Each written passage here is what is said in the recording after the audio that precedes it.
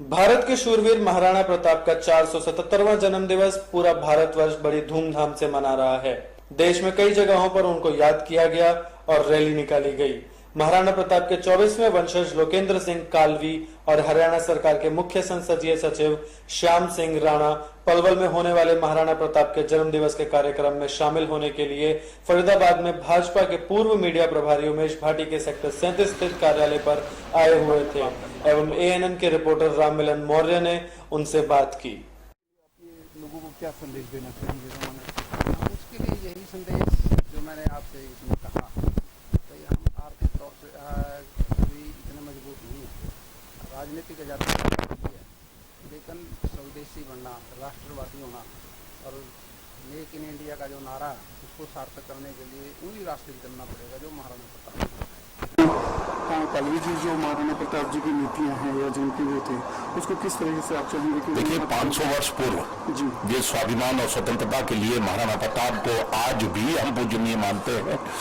और उसी में जिस प्रजातंत्र के समय धर्मनिरपेक्ष और धर्म सापेक्ष और पता नहीं कितनी तरह की हम बातें करते हैं, तब उनके जो प्रमुख लड़ाके थे आदिवासी थे राणा कुंजा, तब उनके प्रधानमंत्री थे गोकुल प्रसाद शर्मा, तब उनके खजांची थे भामाशाह जो वैश्य वर्ग से थे, जब उनके प्रधान सेनापति हुआ करते थे हकीम खान सूरी। तो ये जो सारी व्यवस्था थी, ये उस समय सब जाति बिरादरी धर्म के लोगों ने उस स्वाभिमान के संघर्ष में अपनी आहुति दी। इसी बात को लेकर कि देश अग्रणी है और उसके अगर उसमें देखा जाए तो कोई भी समझौता अगर देश के संदर्भ में अगर किया जाए तो वो पाप है। कल 9 मई के दिन माननीय राजनाथ सिंह जी ने राष्ट्रीय अवकाश भी घोषित किया गया है, भी उसका बजट और पार्लियामेंट में से अभी नहीं आया है, तो एक सौभाग्य की बात है।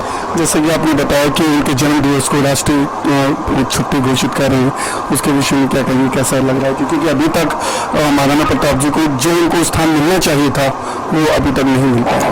देखिए जन जन के दिमाग में महाराणा प्रताप को वो स्थान प्राप्त है। सरकार के तौर पर देर आए दुरुस्त आए, ये क्लियर कट मेजोरिटी अभी सीधी इसी सरकार को प्राप्त हुई है कई दिनों बाद। और सौभाग्य की बात है कि जो देशव्यापी सोच के साथ में यहाँ माननीय प्रधानमंत्री, माननीय गृह मंत्री जी, और उन्होंने उस देश के लिए सोच रखते हुए बहुत अच्छा प्रारंभ है एक सार्वजनिक अवकाश देकर। तो ऐसा क्या करने की आवश्यकता है कि जैसे जो ऐसे भी रहे हैं और देश के लिए बिल्कुल इतिहास रहा है उनके, तो लोग उनको याद रखें। लोग याद रख रहे हैं तभी तो 500 साल से अमर है।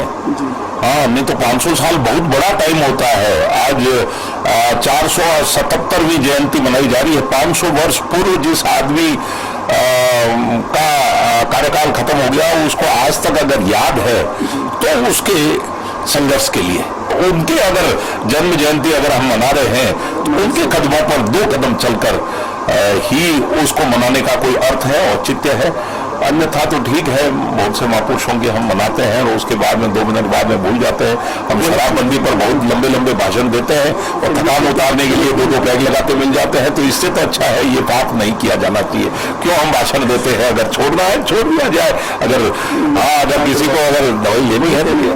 और आज वर्तमान के महाराणा प्रताप प्रधानमंत्री मोदी जी अगर इस बारे में कुछ सोच लेकर अगर चल रहे हैं तो उनके बताए हुए रास्ते पर चलकर हम उसको अमरत्व प्रदान कर सकते हैं।